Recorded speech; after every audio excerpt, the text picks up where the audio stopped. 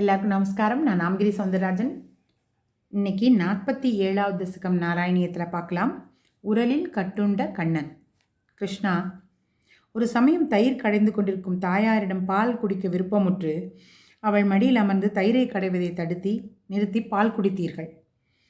பட்டத்திரி சொல்கிற மாதிரி தான் இதில் வர்ற எல்லா ஸ்லோகமும் இருக்கும். ஈசனே, தாமரை மலர் போன்ற திருமுகத்தில் அழகிய புன்முறுவலுடன் தாங்கள் தாமரை மொட்டுக்கள் போன்ற நகில்களில் பால் பாதி அருந்தியிருக்கையில் நீ தீயில் பொங்கி வழியும் பாலை எடுத்து வைப்பதற்காக தங்கள் தாய் தங்களை மடியிலிருந்து கீழே இறக்கிவிட்டாள் அல்லவா?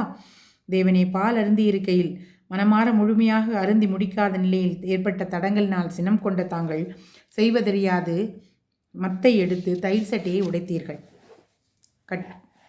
சட்டி உடைந்த சத்தத்தை கேட்டு விரைவாக ஓடி வந்த யசோதை தயிர் தங்கள் புகழ் எல்லா இடத்திலும் பரவி இருப்பது போல அங்கு சிதறி கிடந்த தயிரை மட்டுமே கண்டால் உங்களை காணவில்லை. பகவானே என்றும் நினைத்து உருகும் முனிவர்களுக்கும் கர்மகாண்டம், உபாசனா காண்டம், ஞான காண்டம் என்ற முக்காண்டங்களையும் தன்னுள் அடக்கிய வேத நெறியினால் தேடி காண இயலாத தங்களை பெரும் புண்ணியம் செய்த யசோதை மிகுந்த சினத்துடன் தேடிப்போக உரல் மேல் அமர்ந்து பூனைக்கு வெண்ணெய் கொடுத்து கொண்டிருந்தீர்கள். தாய் அடிப்பாளோ என்ற பயத்தினால் மேலும் அழகாக விளங்கும் தாமரை போன்ற முகத்தையுடைய தங்கள் கோபத்தினால் சிவந்த முகத்தையுடைய யசோதை தோழியர் முன்னையில் வெகு வேகமாக பற்றி கொண்டு வந்து உடலில் கட்டுவதற்காக கயிற்று எடுத்துக்கொண்டார். சாது பக்த ஜனங்கள் மோட்சத்தில் விருப்பம் கொண்டு தங்களையே நெருங்கிய உறவினராக பிணிக்க விரும்புகிறார்கள். அப்படிப்பட்ட தங்களை அந்த யசோதை கயிற்றினால் கட்ட விரும்பி பல கயிறுகளை ஒன்று சேர்த்தும் ஒரு தடவையும் 2 அங்குலம் குறைவே இருக்க கண்டாள். எவ்வாறு நீ என்னை பார்த்தாயோ இவ்விதமான சதுர்புஜம் கொண்ட நான் வேதங்களை கற்பதால் காண முடியாதவன், தவத்தினாலும் காணப்பட முடியாதவன், தானத்தினாலும் காணப்பட முடியாதவன், யாகம் செய்வதாலும் காணப்பட முடியாதவன். இந்த பொருள் எப்படி என்றால், எதனாலையும் அவனை கட்டுப்பட வைக்க முடியாது. அவனே நினைத்தால்தான் அவன் கட்டுப்படுவான். சகல பாகங்களையும் போக்குபவரே ஹரியே, உடம்பெல்லாம் வியர்த்து சோர்ந்து போன யசோதை கண்ட தோழிகள் வியப்பில் சிரித்து கொண்டிருந்தாள். எதிலும் கட்டுப்படாத நித்திய புருஷனான தங்கள் கருணையின் இரக்கம் கொண்டு அவளுக்கு கட்டுப்பட்டீர்கள். இவ்வாறு தங்களை கட்டிய யசோதை அடை போக்கிரிப்பையா, இந்த உரல்லையே வெகு நேரம் இப்படியே கட்டுண்டு இரு என்று சொல்லி வீட்டினுள் சென்றாள். அவ்வாறு சென்றது முன்பே வெண்ணெய் திருடும்போது உரல் குழி வைத்து வெண்ணெயை தின்று கொண்டு அங்கேயே இருந்தீர்கள் அல்லவா?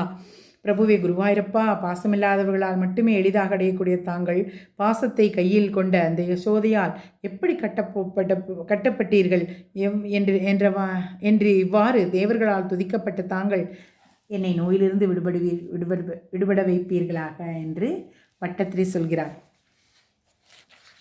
என்ன தவம் செய்தனை யசோதா, எங்கும் நிறை பரபிரம்மம் அம்மாவென்றழைக்க என்ன தவம் செய்தனை.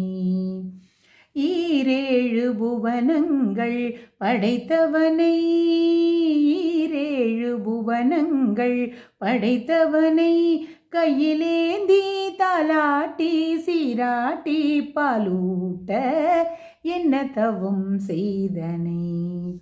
பிரமனும் இந்திரனும் மனதில் பொறாமை கொண்டு, பிரமனும் இந்திரனும் மனதில் பொறாமை கொண்டு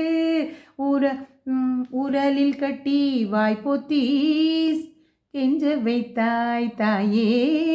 பிரமனும் இந்திரனும் மனதில் பொறாமை கொண்டு உரலில் கட்டி வாய்ப்பொத்தி கெஞ்ச வைத்தாய் கண்ணனை.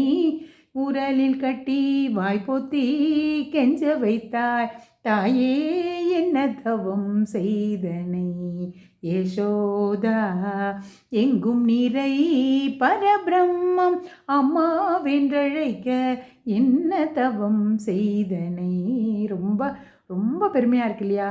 அப்படி ஒரு யசோதாவுக்கு ஒரு பெருமை இருக்குது. எல்லாரும் அனுபவிங்க. தேங்க்யூ.